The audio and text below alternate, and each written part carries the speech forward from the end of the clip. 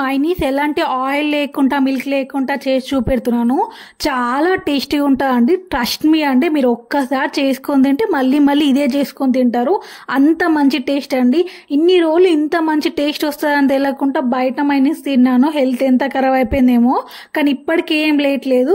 ఇలా నేను చెప్పినట్టు ఎగ్తోనే మైనీస్ చేసుకొని తినండి, చాలా మంచి టేస్ట్ ఉంది. ఇక లేట్ చేయకుండా ప్రాసెస్ ఎలానో చూపెడతాను. నేను ముందుగా జార్ తీసుకుంటున్నాను. జార్ తీసుకొని దాంట్లోకి బాయిల్ చేసిన 3 ఎగ్స్ తీసుకుంటున్నాను. ఒక 8-9 ఎల్లిగడ్డలు తీసుకుంటున్నాను. నేను ఒక 2 to 3 స్పూన్స్ అంతా లెమన్ తీసుకుంటున్నాను. మీ దగ్గర లెమన్ లేకుంటే వెనిగర్ కూడా వేసుకోవచ్చు. తగినంత షుగర్ తీసుకుంటున్నాను, కొంచెం టేస్ట్ కోసం అన్నమాట.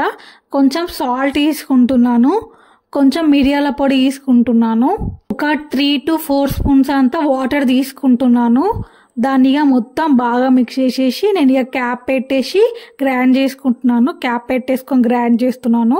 గ్రైండ్ చేశాక చూడండి ఎంత మంచి టెక్స్చర్ వచ్చిందో, సాఫ్ట్గా మైనీస్ వచ్చిందో చూడండి. స్పూన్తో చూపెడతాను చూడండి. అసలు బయటి దానికి దీనికి అసలు తేడానే మనం కనబెట్టలేము.